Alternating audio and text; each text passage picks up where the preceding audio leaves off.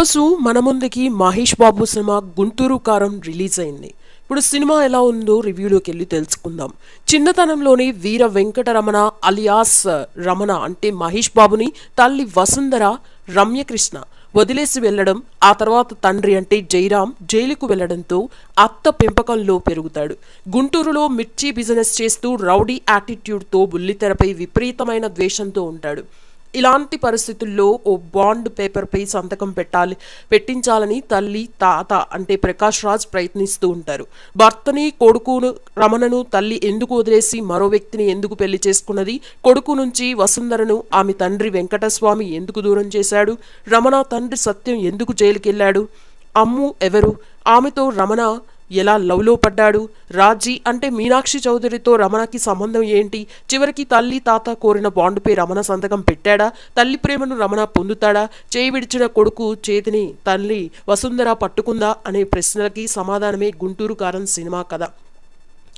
గుంటూరు కారం కథ విషయానికి వస్తే, సినిమాకి కావాల్సిన బలమైన పాయింట్ని తొలి 10 నిమిషాల్లోనే రివీల్ చేసిన త్రివిక్రమ్ వెంటనే హీరోను ఇంట్రడ్యూస్ చేసి థియేటర్లో ఎలక్ట్రిఫైయింగ్ మూమెంట్స్ని తీసుకొచ్చారు. మహేష్ తన మార్క్ ఎంట్రీ యాక్షన్ కామెడీ టైమింగ్తో ఎరగదీశాడనే చెప్పాలి. ఫస్ట్ హాఫ్లో నాది నక్కలి స్కూల్స్ ఒక్కడు పాటలకి శ్రీలీల వేసిన డాన్స్లు అద్దరగొట్టాయి.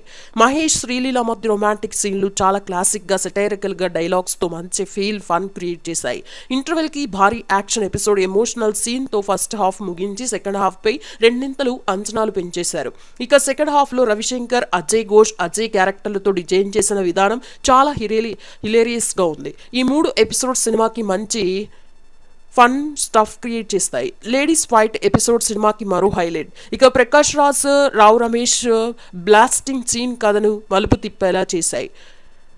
ప్రీ క్లైమాక్స్లో రమ్యకృష్ణ మహేష్ మధ్య వచ్చే ఎమోషనల్ సీన్లు కళ్ళల్లో నీళ్లు తిరిగేలా చేస్తాయి. ఫైనల్గా త్రివిక్రమ్ మార్క్ సినిమాగా ముగుస్తోంది.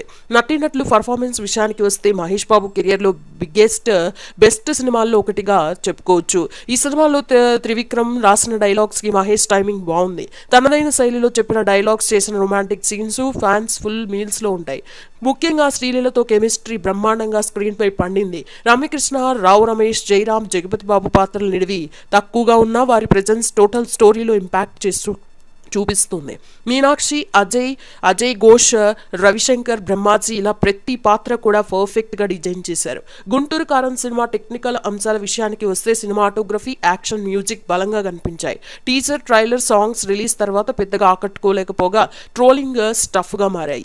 కానీ ఈ సినిమాకి తమన్ అందించిన బ్యాక్గ్రౌండ్ స్కోర్, స్క్రీన్ మీద పాటలు చాలా క్రేజీగా ఉన్నాయి.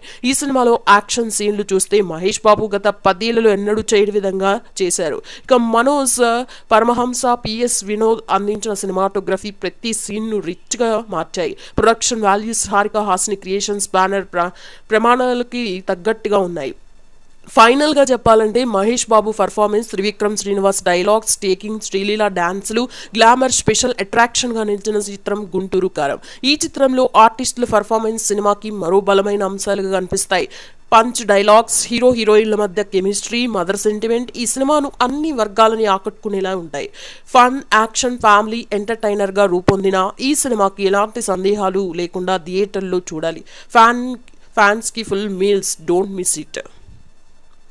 ఫైనల్గా కంటతడి పెట్టించే మమకారం ఈ సినిమా.